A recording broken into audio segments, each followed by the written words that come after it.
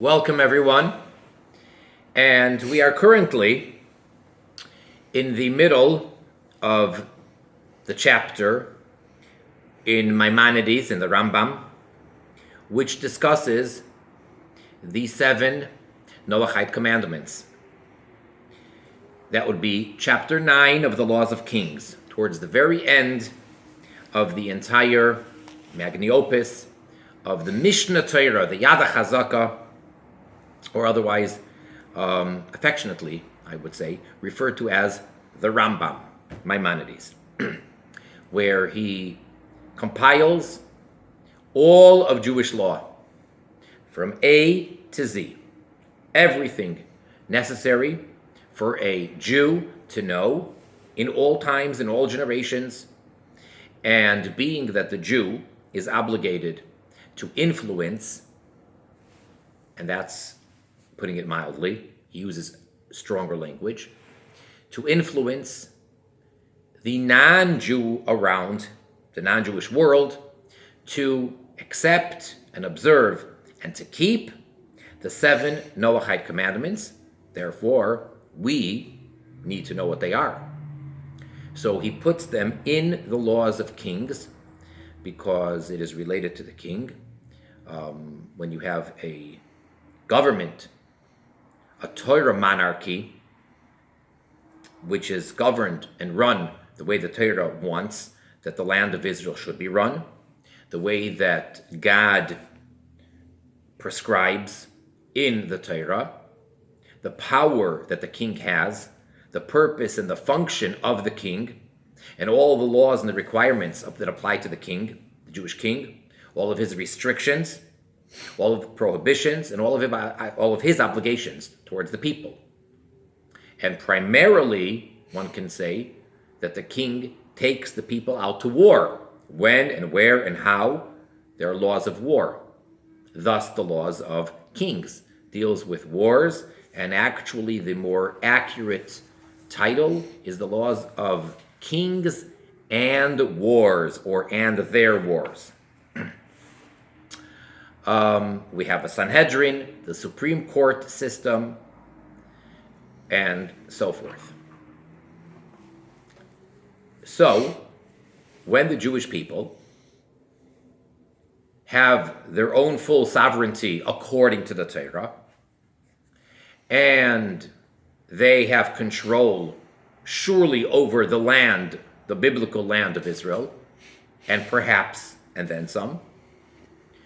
So the Jewish people need to know how to deal with and how to, if you will, control the non-Jew. Therefore, we are given these 7 laws, which this is the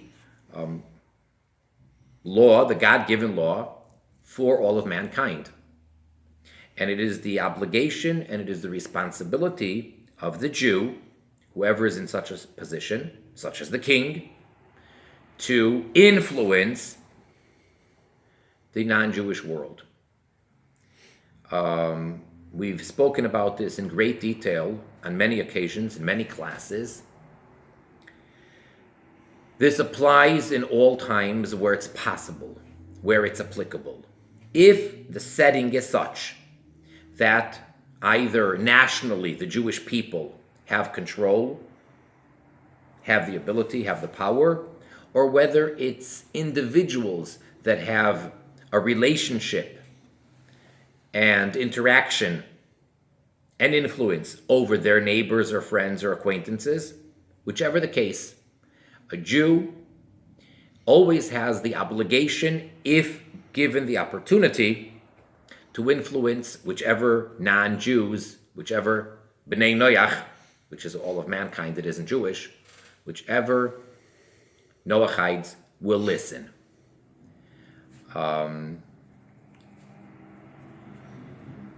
Regardless of whether they can technically become a ger toishav or not, such as nowadays, regardless if there is anyone who has the power to punish the Noahide who transgresses, which basically, for transgressing any of the 7, is basically a capital offense. Doesn't matter. Even if the person cannot become a ger toishav, and even if there is no judicial system which is able to punish the transgressors, still every Noahide is obligated to keep these 7 divine laws.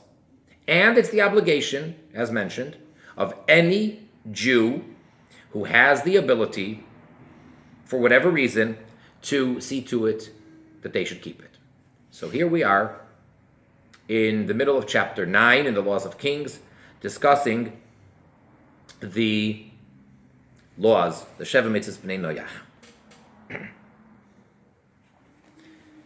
Until now, the Rambam told us about idolatry. And that perhaps is the main one of the 7 Noahide commandments. According to some, for a person to become a ger toishav in the times when this ger toishav applied, an alien resident, that we've discussed that at great length. It's a non-Jew living in the land of Israel and has many rights and is treated in a much better way, almost as if he's a fellow Jew. And this only applies, according to the Rambam, when the year of Yovel, when the Jubilee year is in effect, which only applies when all of Israel, all the Jewish people, are living in the land of Israel. Be that as it may, in order to become a ger toishav, the individual needs to accept upon himself to keep all 7 laws. However, there is an opinion in the Talmud that all he needs to accept is avodah zarah, that is, to reject idolatry. He will not worship anything other than the one and only God of Israel, the creator of the world. So, avodah zarah is the first one that the Rambam discussed.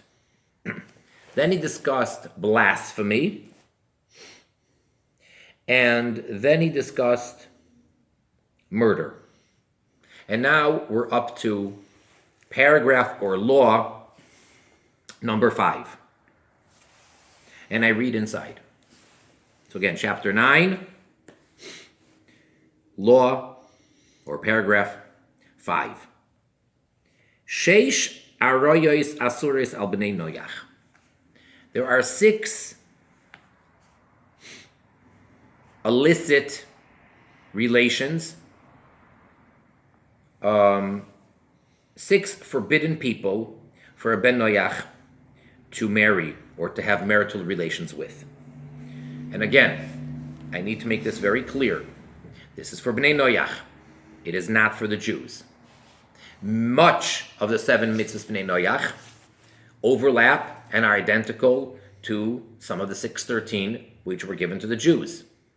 However, the bnei noach have their set of rules, and not necessarily whatever applies to a ben noach applies to a Jew or vice versa. So right now the focus is on the divine law for bnei noach, not to be confused with Jews. That Maimonides spoke about earlier, and he discussed all of these things, the prohibition of murder for a Jew, and the prohibition of having forbidden marital relations for a Jew. Now we are clearly and explicitly only speaking about the non-Jewish world. So there are 6 people that bnei noach are forbidden to have marital relations with, and we're speaking from the perspective of the male. So we're talking to the non-Jewish male. And they are ha'em, the mother, the eshes ha'av, and the wife of the father, meaning even if it's not his mother, but if it is his biological father's wife, they are married, so then the ben noach is not allowed to have relations with her. The eshes ish, and the wife of any man, a married woman. Va'achoisoi mei imoi. And one's sister, but it has to be a maternal sister. Sister from the mother. Now, that doesn't exclude if they share both parents, obviously. But it does exclude if they only share the same father. So if someone has a half-sister because they share the same father but they have two different mothers, that's not where it applies. If they have the same mother, then they are brother and sister as far as incest is concerned here. Uzichur, and male. So for a male to have relations with a male, which that would be called sodomy, that is forbidden. And there's obviously a lot to speak about every one of these categories, but surely about this one. Uvehema, and a beast.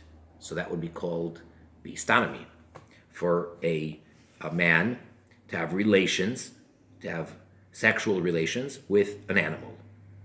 Shene'emar, for it is stated, and here the Rambam brings us a proof from Genesis, which we learn out all of the 7 Noahide commandments from the beginning of the book of Genesis. The Talmud discusses how each one of them applies, where it comes from, where it's derived from, in which verse. And like everything else, no different than the 613 commandments for the Jews. They can all be traced back to the written law, to the 5 books of Moses. However, as we've mentioned on a previous occasion, not one of the 613 commandments, not even one, can be properly or fully understood just from the scripture.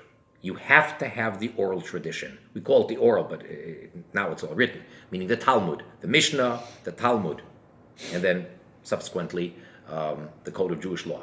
Not one out of the 613 commandments, some more, some less, but not a single one can be properly, fully understood just from the text.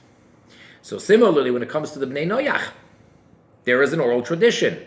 So we trace back every one of these 7 to the book of Genesis, where God is speaking to Adam and then to Noah. But to understand what the verse means and how to interpret it and how to apply it, for that we need the oral tradition. So now, the Rambam is going to point out how we learn that these 6 categories, these 6 people, are forbidden for a man, a ben Noach. Al Kain, therefore, Yazov Ish, a man should leave Es Aviv, his father. And now we take a break. That's the quote.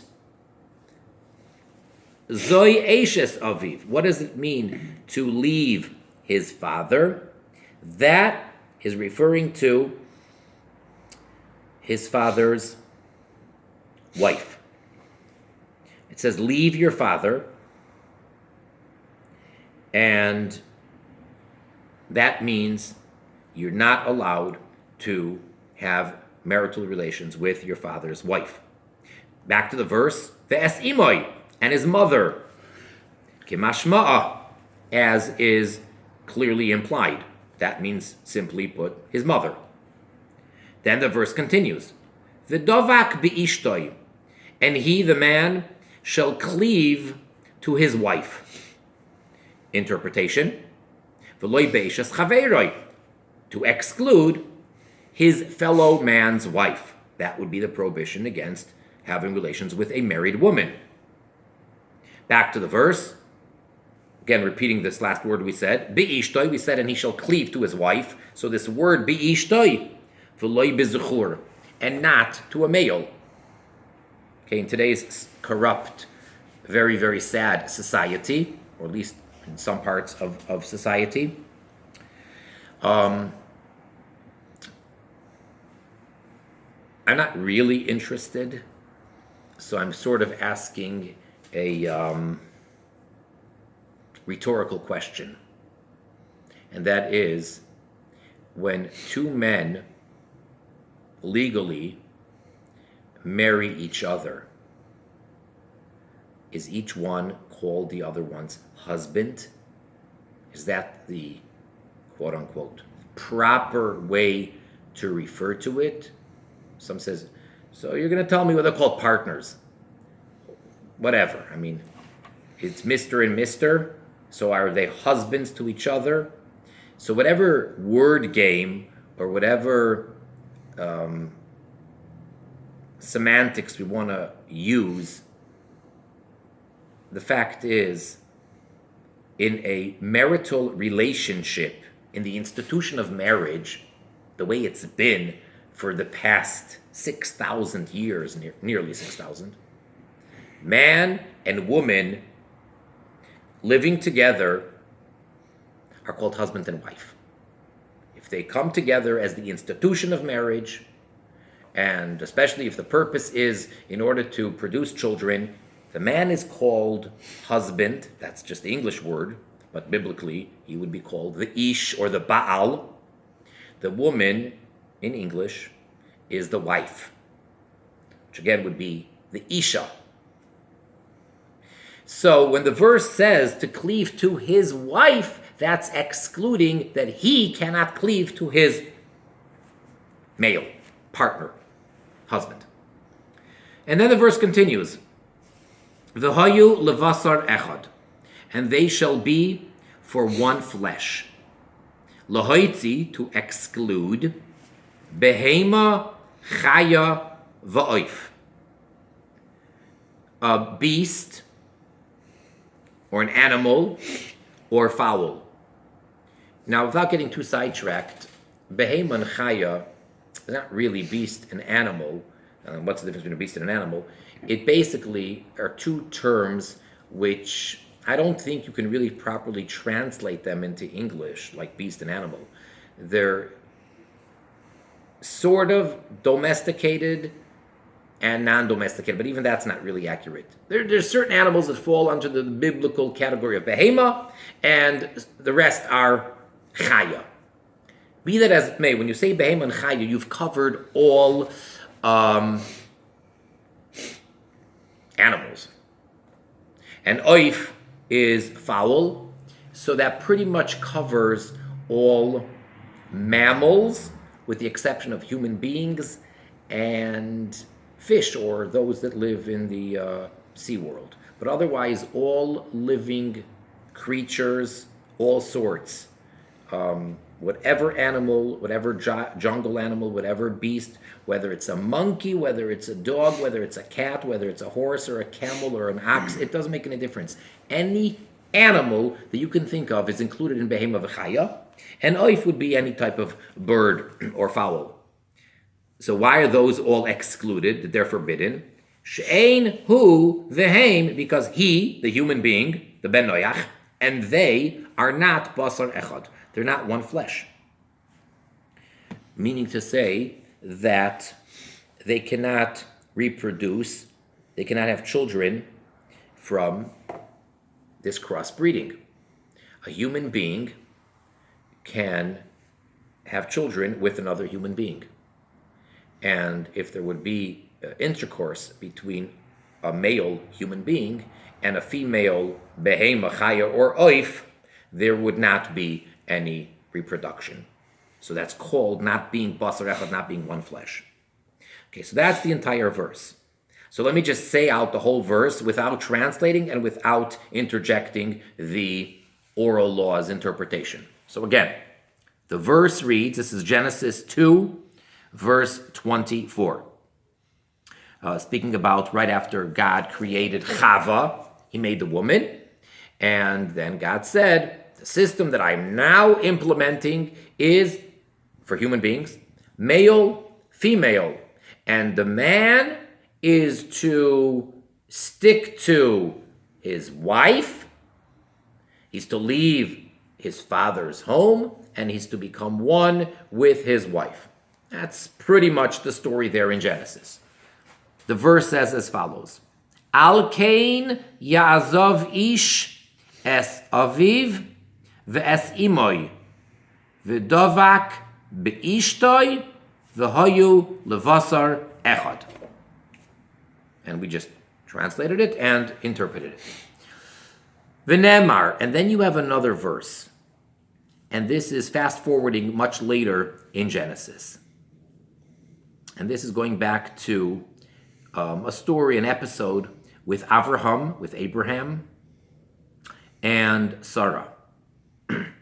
Happened a couple of times that Abraham was concerned that his wife Sarah would be kidnapped, or that Abraham, would be killed, so that the king, whether it was king of Egypt or the king of Philistines, would marry Sarah. Now, of course, you can't marry a married woman. She's someone else's wife. Can't do that. So you need to kill the husband. So now she's free. She's a widow.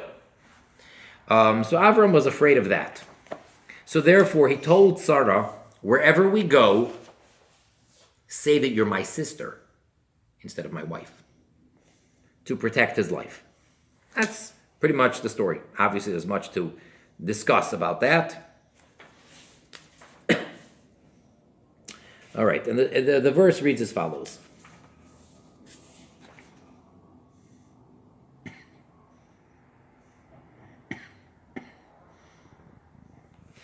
Avram and Sarah were traveling, and they came to Plishtim.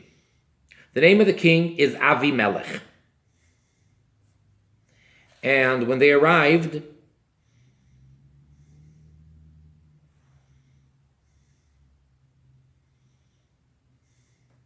Avimelech, the king of Gerar, took Sarah.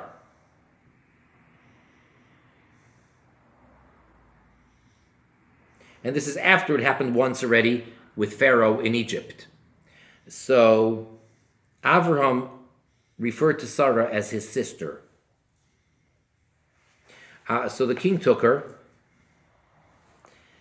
and he wanted to marry her. God sent an angel to stop him.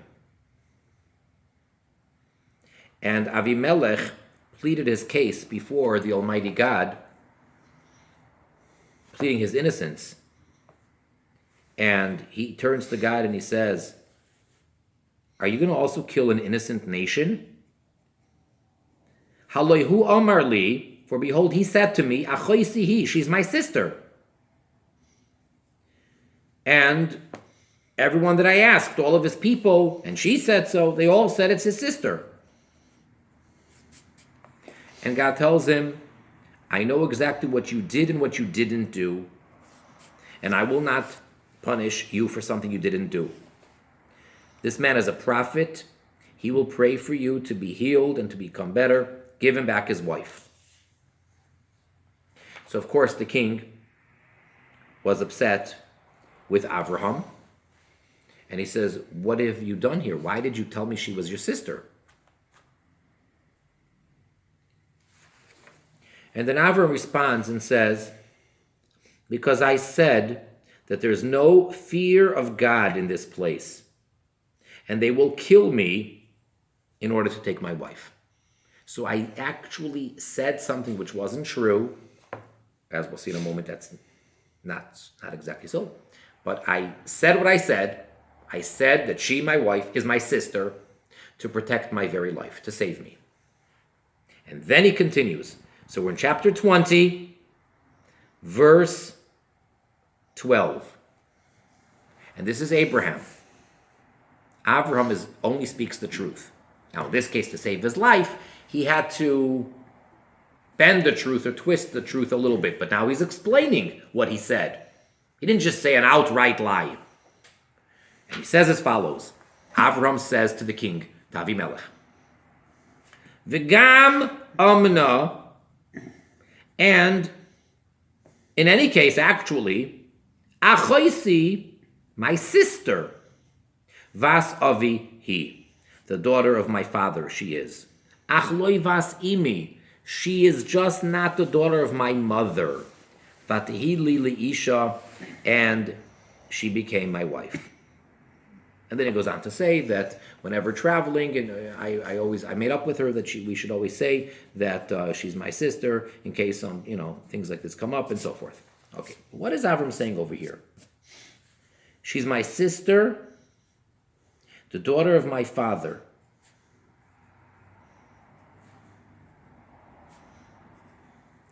But not the daughter of my mother. Now, according to some,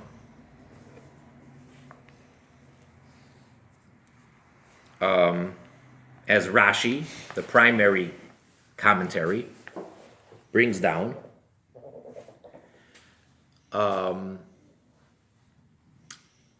Sarah and Avram were related prior to their marriage. And she was his brother's daughter, but it was only paternal. And he's saying that's my sister, meaning my father is her grandfather. So in a sense, that would be called a sister, if you will. So the Rambam quotes this verse. And his point here is to show us that relationship of brother and sister, which is forbidden for the Bnei Noach to marry a brother and sister, is only maternal. Now, interestingly, Rashi on this verse comments as follows. He quotes the part of the verse, Achoisi vas avihi, she's my sister, the daughter of my father. Uvas, of, and the daughter of a father, muteres leben noach, is permitted for a ben noach. A ben noach could marry his paternal sister. Shein avus legoy, because there is no paternal relationship for a Gentile, for a non-Jew.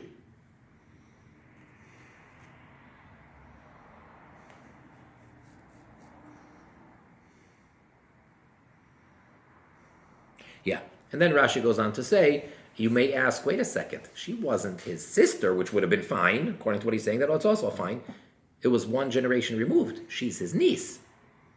So he says, not a problem, because we find here and in other places that grandchildren refer to their grandparents as father and mother. You don't have to say grandfather, grandmother, father and mother. Therefore, and as actually in Avraham's case here, Avraham says to his nephew Lot that we are brothers. And again, you can say, well, the word brothers means kinsmen, but he uses the word brothers. So if his nephew is his brother, that means his niece is his sister, in a sense. So even though in this case Avram did not marry his paternal sister, he married his paternal niece, but the point is that from this verse we can derive that it is permissible for a ben noach, for a man, a male non-Jew, to marry his paternal sister. And the prohibition is only a maternal sister. Now, again, in today's society, certain things which are acceptable are, according to the Bible, according to the law of God, absolutely forbidden, abominable, big-time sin. The reverse can also be true. Certain things which today, by common logic or society, are considered unacceptable or disgusting, according to God's law in the Bible, are 100% fine and acceptable. So not always, in many cases, it isn't what society or what one's understanding or what one's gut feeling is considered wrong and right. Obviously, in general, unless you're living in a very corrupt society, in a corrupt time, but in general, There are certain laws which are simply logical, and even if they wouldn't be God-given, any normal society understands that that's the way it's supposed to be. For example, not to kill and not to steal. One need not believe in God to understand that society should make laws against killing and stealing. However, not always is that the case, and especially in details. And this would be one example. One can very easily make the argument and say that it's disgusting for a person to marry his half-sister, and I don't care if they share the same father or the same mother. According to Torah, if they only share the same father, they are not considered brother and sister, even though genetically they are. And one might say it's actually not healthy for them to produce children together. Whatever the case is, and they may share much in common, they are not considered brother and sister as far as the prohibition of marriage is concerned. It's not one of the six. It's forbidden for a ben noach to marry his sister, and we specifically mean his maternal sister.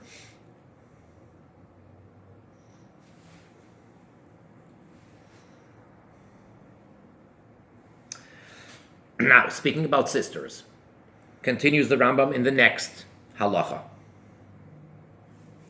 Ben noach, a Noahide, chayav is liable al mefutas aviv va'anusas aviv, for the product of his father's seducee or the person that his father has raped.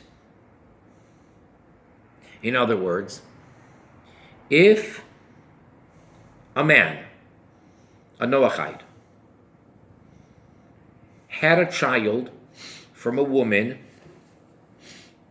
out of wedlock,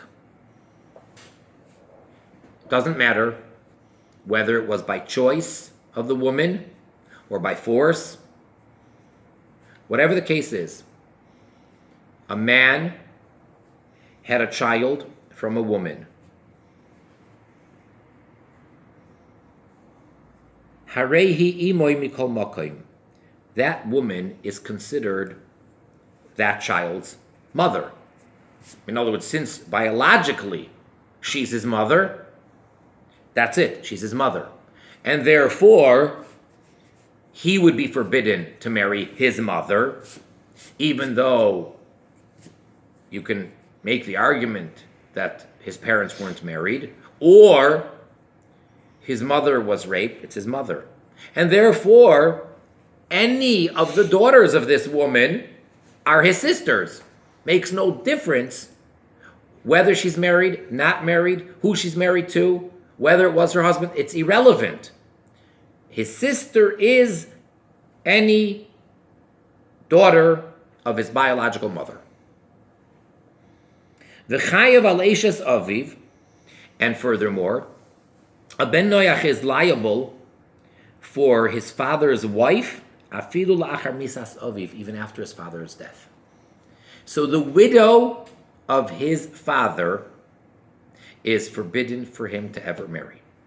So it's not like, as long as his father's alive, even if he divorced this woman, the son may not marry her.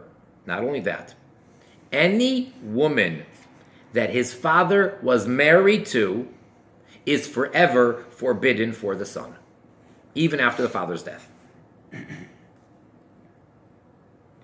Next, the chayav, and he is liable al hazchur for male, bein katan, bein gadol, whether it's a minor or whether it's an adult.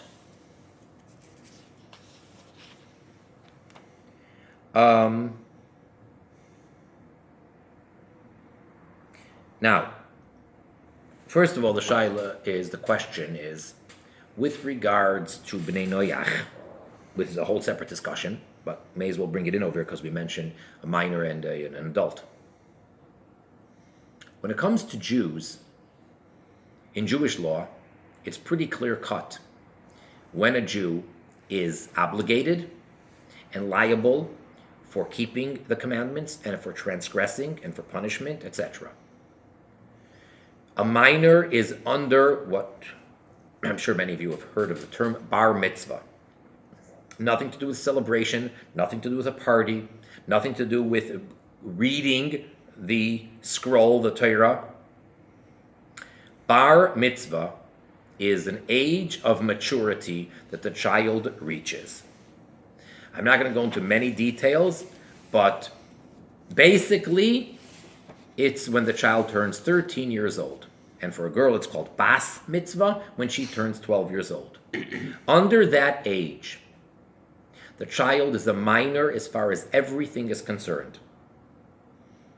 If a Jewish boy under age 13 committed any sin, any transgression, any crime, he is not held accountable. I mean, he could be punished as a father punishes a child, or the Jewish court system can punish him as they see fit. But as far as what the punishment that the Torah prescribes for such a transgression, he does not get. There's no such thing as a death penalty. None of the punishments would apply to him because he's under 13 years of age. And the same thing with a girl. She's under 12 years of age. They are not responsible people.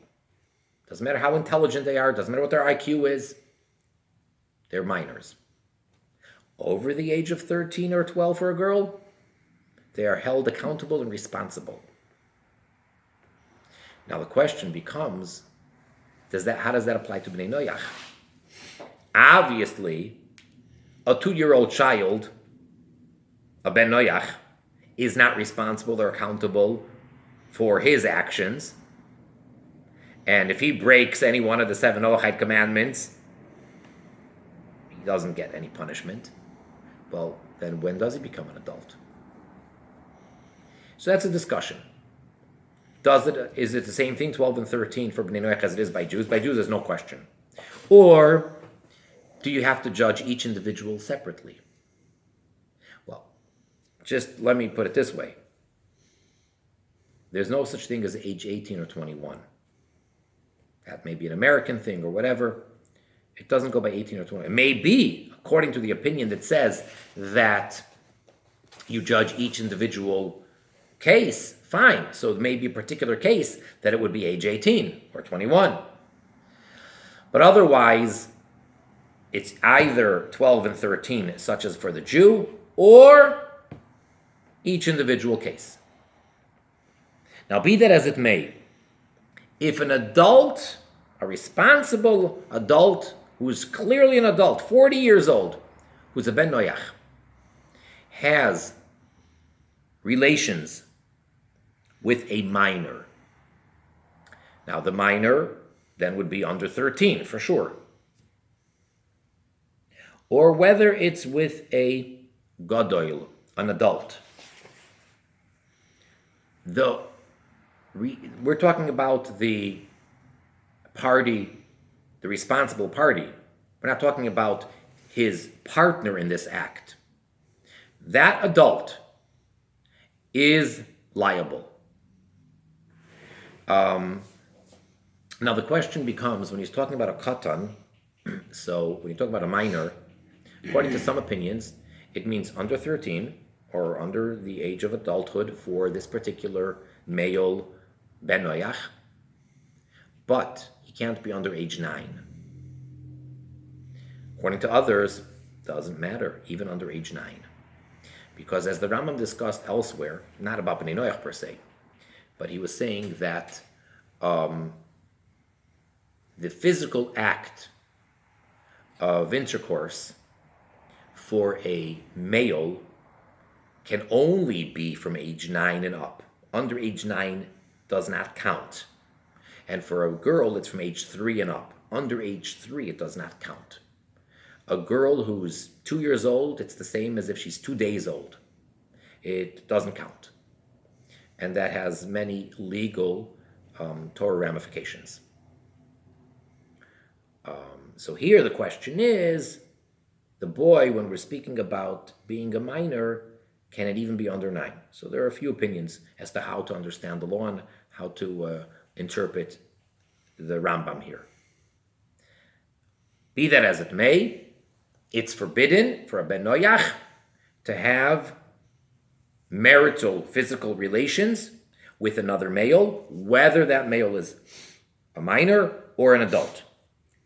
Ve'al habehema, and with regards to a beast, bein kitana, bein gedoyla, and the female beast that this male ben noyach is having relations with, again, makes no difference the age, whether it is a minor or whether it is an adult animal.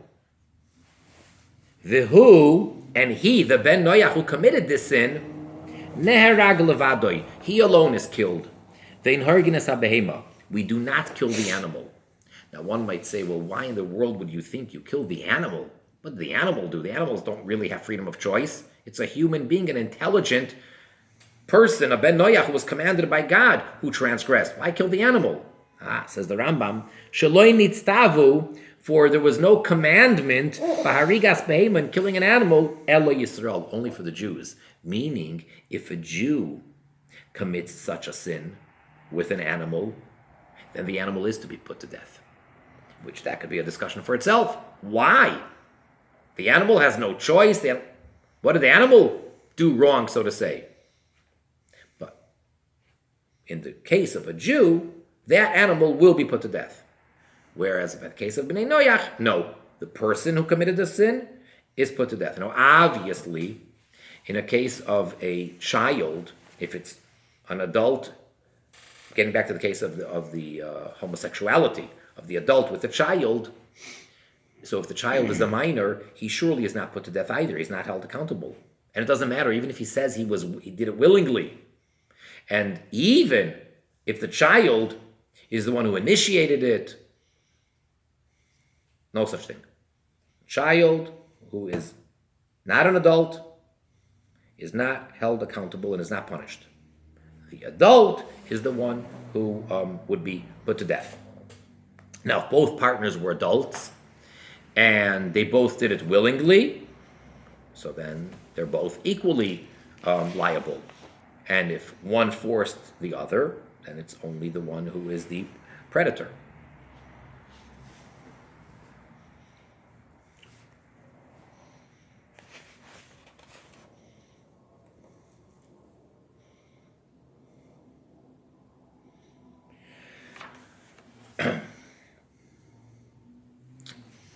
Question.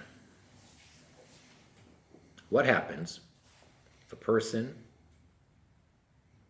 has different attraction or desire, and a man, in this case the ben noach,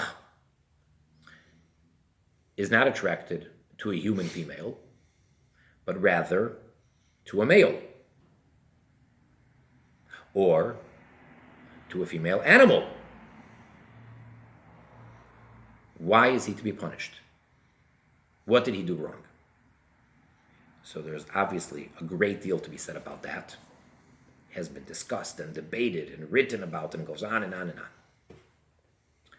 I don't want to get into it at length. I just want to make a few points very clear. First of all, there's the debate whether a person is actually born that way, and as we would say, with that disorder, with that sickness, with that illness, but others want to be more so-called politically correct, and you can't even say with that difference today. You have to be so careful. But with that disorder, others say there's no such thing as being born that way. It's something which a person, by choice, develops. And that would be the ongoing debate amongst, psychologists and so forth. And then, of course, they get into the how the brain is wired, and they go into all these great details, and many reports have been written, and they're going to prove to you one way or the other, but with absolute proof.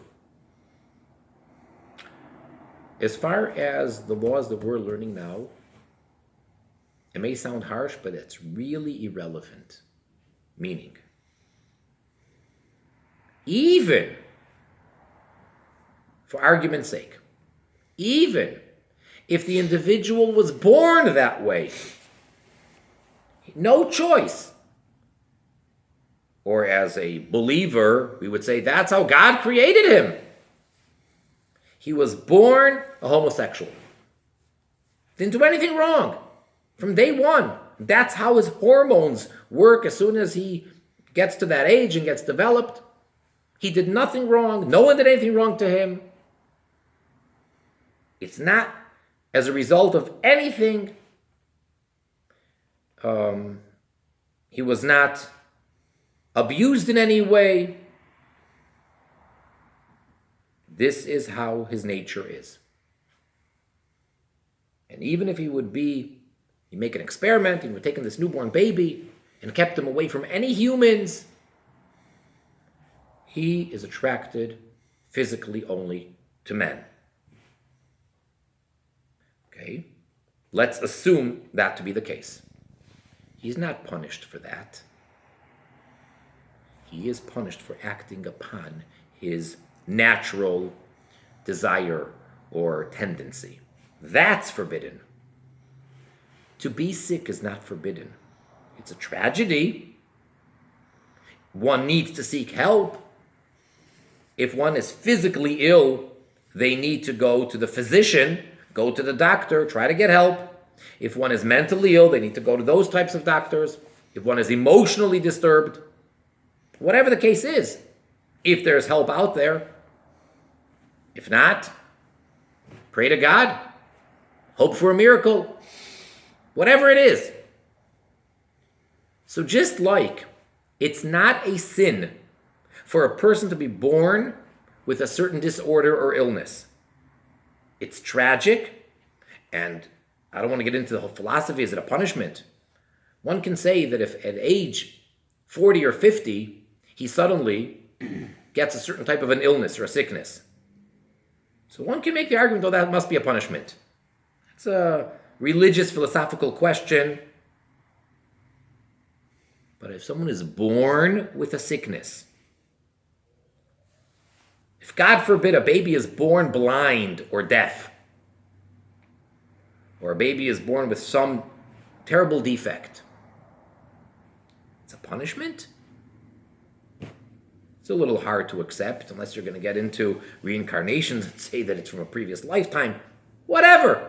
I'm not saying that there's no room to say such things.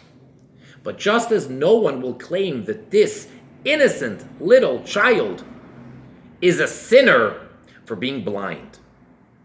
No. Let's try to treat it. Let's see if in this particular case, with modern medicine and technology today, and the advancement of the world of science, maybe they can restore his vision. Maybe not.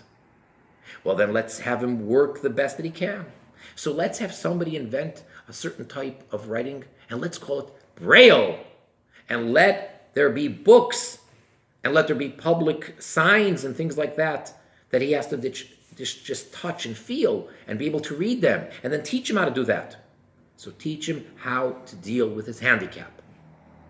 And if there's a certain sickness that we don't know how to deal with and we don't have any crutch or anything like that, let him suffer. Sounds very sad and very cruel to use that term, but what other option do we have? If we can't surgically implement something, if we can't train him, if we can't teach him, what should we do? If someone is born with a tendency to steal, I guess that might be called kleptomania. That doesn't allow for him to steal. Even if in a court of law it can be proven by the greatest neurologists that the way his brain is wired, he cannot help himself. He must take things which do not belong to him. which we call stealing. He's a nice guy. He means well. He's not a bad person. He is still, we may not call him a thief. He steals. He does theft. He's not a thief. Can we understand? Yes. Can we empathize? Yes. Can we excuse it? I don't know what you mean by excuse.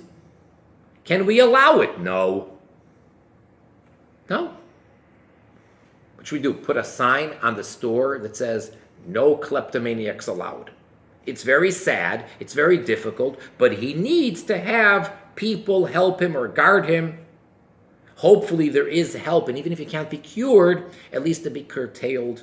And he could somehow, he can go through to therapy or something. But he has to realize that it's a disorder and it needs to be treated and addressed as a disorder. If it's curable, great. If it's not, still does not give him a right. So the same thing would be with someone who has, whether you believe that he could be born that way or whether you categorically deny that that's possible. But right now, in this situation, if a person has those leanings or those tendencies, no matter how intense they are, no matter how strong they are, he is forbidden to act upon it. So should you feel very bad for such a person? Yes. Is it a right that he has? No. It's an illness. And the same thing would apply to behema, to someone who is attracted to animals. And just as, if I may use the word normal, just as normal or healthy human beings may not be able to understand how can a person be attracted in such a way to an animal, a female animal? How can that be? It's beyond disgusting. When you say my pet is cute, you don't mean it in such a lustful way. How can someone actually, well, that's the way healthy, normal people think. That person will tell you, I can't see it any other way. Doesn't matter. So he has a disorder. So he's sick. Whatever you want to label him as, he does not have a right to act upon it. It may be extremely difficult for him. Fine. So let's have pity. Let's have mercy. Let's feel bad for him. But it's not a right. He does not have a right. Just like a person who has the need to shoot innocent people. And again, you'll bring in the greatest doctors, the greatest psychiatrists and psychologists and neurologists and all the experts. And you'll get them all to agree, if that's possible, that this individual cannot help himself and he just has to go around shooting people. He's got to take a machine gun, go into a mall, go into a restaurant, people that he's never seen, never associated with, knows nothing about, and he's just got to shoot them down. We cannot tolerate that. It's not acceptable. One, at best, you can question God, that on a philosophical level, how can you have made a person have such a disorder and he has no freedom of choice? And other people are going to suffer because of him. So you have a good question. But not for a moment will you say, well, give him the ammunition. He has a right to express himself. No. He needs to be helped, and if he can't be helped, he needs to be locked up with guards and whatever it takes. But no one should be put in danger. No one should be put in danger of this person's disorder. He does not have that right. All right. Let's move on now to the next paragraph. Ein ben noyach chayav aleishes chaveroi. The ben noyach is not liable for having forbidden marital relation, sexual intercourse with a fellow's wife, with a fellow human being's wife, until sheyavoy oleha, that he will physically come upon her, kidarka, in the normal way, meaning the normal way of having intercourse, after she had intercourse with her husband. In other words, let's not speak about how do we know the facts. Let's assume that somehow we, or the court of law, knows the facts. They got married, but they didn't, let's say, consummate the marriage yet. So they got married, whatever that means. Whether it's a document, whether he gave her a ring, whether they had a big party, whether it was a canopy, like a chuppah, whether he brought it to his house for the sake of marriage, whatever it takes, whatever we're going to define as marriage, they got married. However, the husband did not yet have sexual intercourse with her. For example, not only, but for example, the husband either is known that he has a sickness or a disorder, or he's extremely old, and it's known, his doctors will testify that it's impossible for him to commit that act. The man's 110 years old, and he cannot, but he's married to her. So now, if a ben noyach has relations with her, he is not liable for the punishment, for the penalty, even though she is legally married to a different man. Aval, now the Rambam is going to tell us the case. However, maidservants in today's terms, in America at least, would be called engaged. And they're engaged to be married. And in Jewish terms, it's much more than that. This is a Jewish term, a halachic term in Jewish law, which basically is stage one of the two stages of marriage. And this is when he would give her a ring for the sake of marriage, not an engagement ring. When he puts the ring on her finger, and he says, with this, you are becoming my wife. So that would be maidservants in Jewish terms. Oy shenichnas lechuppah. Or she came into the chuppah. And chuppah, again, there are different opinions what exactly that is, but commonly, simply put, it's the canopy. It's really the husband's domain, his house, or his canopy, and he brings her into there for the mutual sake of marriage. She's coming for that purpose. V'loi nivala, but she was not yet had relations. There was no intercourse yet, even though maidservants or she came into the chuppah. Ein chayavin aleha, then anybody who has the physical marital relations with her is not obligated. Shenemar, for the verse states, V'hi be'ulas bo'al, when it speaks about the prohibition of marrying someone, so it says, it doesn't say she's belongs to someone. It doesn't say she's a wife. It doesn't use any of those terms. It says she's ulas bo'al, which is very specific and very detailed. The verse is saying that she is, I don't know how to say it grammatically in English, that it should sound at least half normal. It means that she has been sexually active with her husband, that she went through the process. Not just that she has a husband, but that the husband came upon her. That's when she's considered married, as far as if someone else has relations with her, that would be an offense.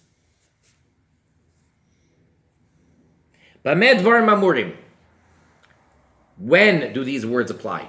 The Rambam now needs to give us clarification. The statement that he just made, continues the Rambam and he says, when does this apply? B'ven Noach shebal bas Noach. Two b'nei Noach. If a ben Noach came upon, he had physical relations with a bas Noach. That's when it applies. So even though she's married to someone else, however, if it either wasn't in the normal way that he had relations with her, or she never had relations yet with her husband, Avol goy habala Yisraelis. However, a non-Jew, a Gentile, a ben Noach, who had relations with a Jewish woman or girl, bein kedarka, bein shaloi kedarka. It doesn't matter whether it was in the normal way or whether it was in the abnormal way. Chayav, he is obligated. He is liable.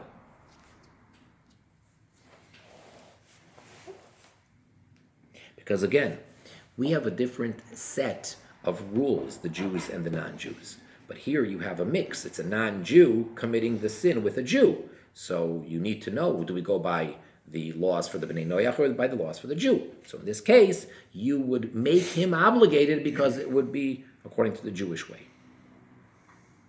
Now what happens if she is, this is a unique case, where the Torah speaks about a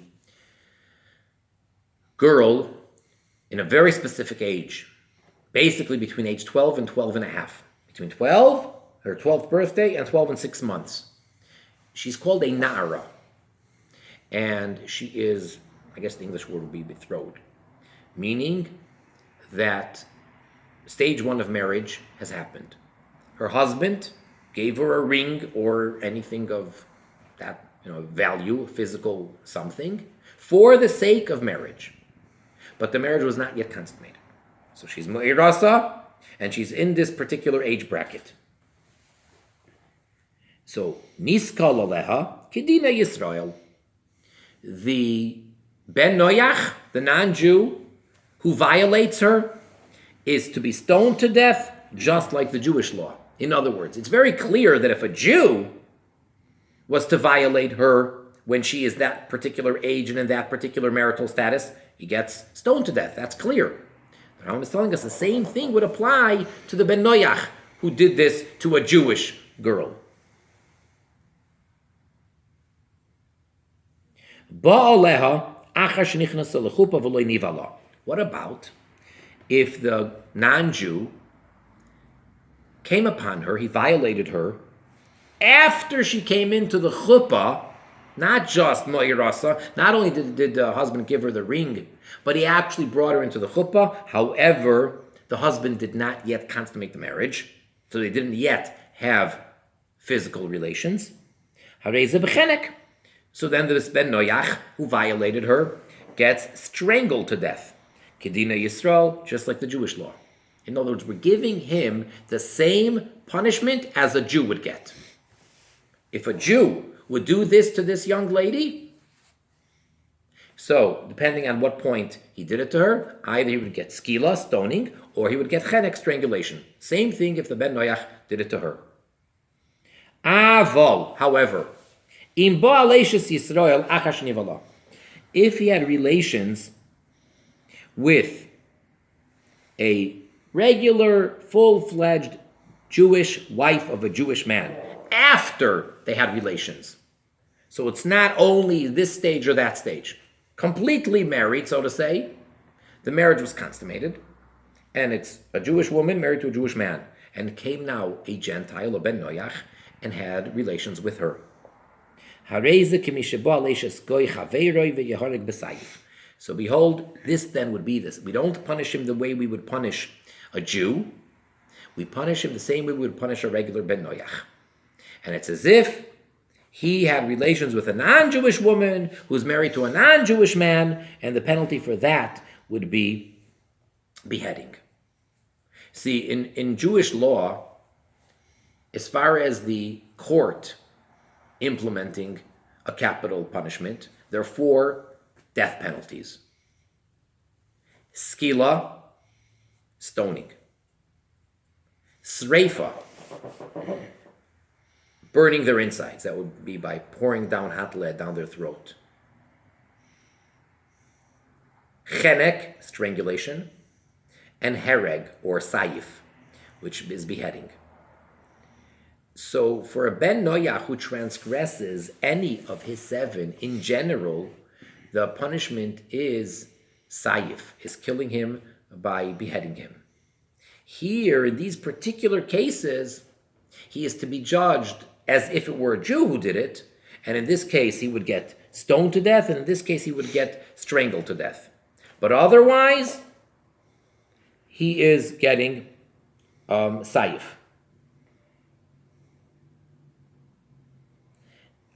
Beheading.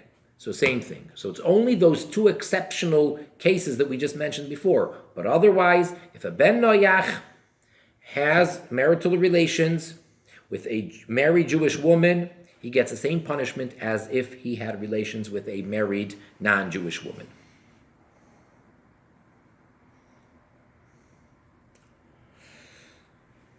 Okay, we have one more halacha, one more paragraph dealing with this prohibition for bnei noyach of adultery of some sort, and then he's going to move on to the next mitzvah.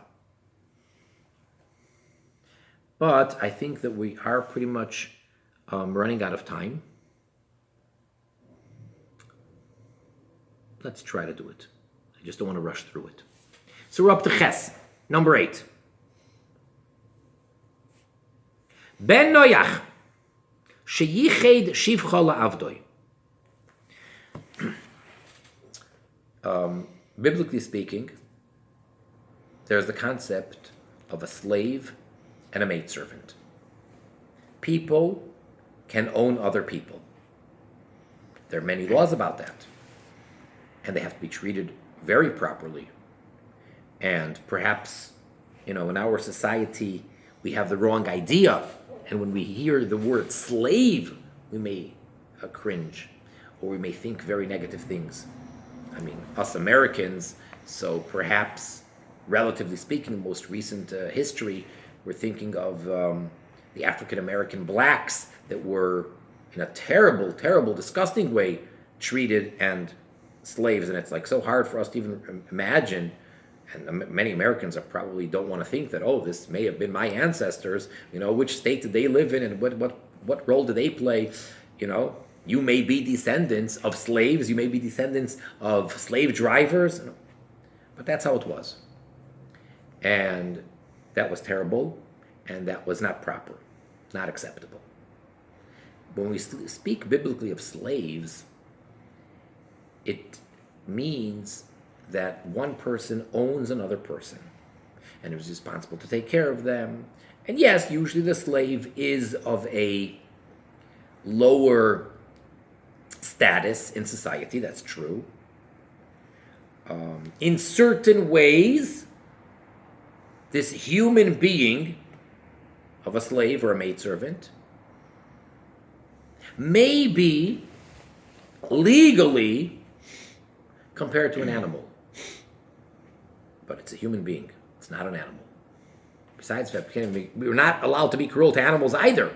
Okay, but they're animals. So the way you treat an animal is different than the way you treat a human being. But there is the concept of a slave. Nowadays there isn't.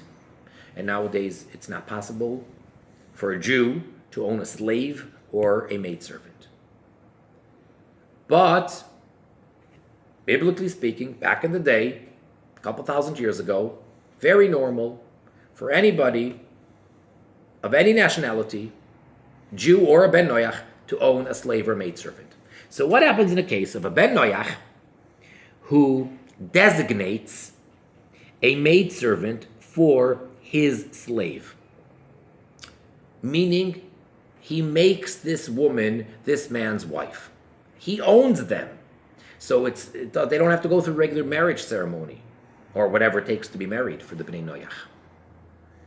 And the same thing would apply if a Jew owns an Eved or a Shifcha, a slave or maidservant. So this Ben Noach took this woman, he bought her. She is his maidservant. And he designated her for this slave of his that he bought. Uva aleha, and then the owner, the master, the Ben Noach, came upon her, which he doesn't have a right to do. Can't say that this is, it's his slave, he can do whatever he wants. No, that's not so. So he, the owner, had forbidden relations with her.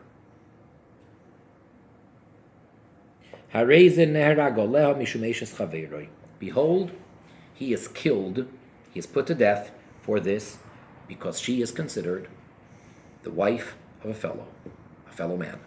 She is someone else's wife, even though he owns them both. Doesn't matter. They're human beings.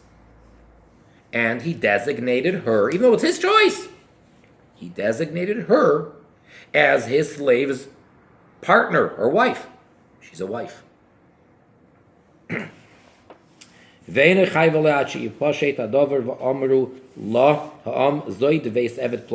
However, he's not liable for the death penalty for having relations with her until word has spread and it already became known that she is the wife of that slave. In other words, if he just took this shifcha, this maidservant, and he made her the wife of this slave, but it's not really known yet. It's sort of a private thing, or just immediate, the family or the staff of this person know about it, but it's not out there in the street. They don't know, that maidservant is that slave's wife. Then he's not liable for his sin. Only once it's been widespread. From what point does she become permissible? When can he undo her status? She is the wife of the slave. Very good. What breaks that marriage and makes her then permissible for someone else? From the point that he separates her from his slave, and he will uncover her hair in the marketplace, in the public place. Now, there's a lot to say about that as well, and we can have probably a whole class about that, which perhaps we should, but that's the idea of a married woman having her hair covered. And this would be one of the proofs that married women have their hair covered. One can argue and say, well, this is a maidservant. Slaves are like that. But that's not accurate.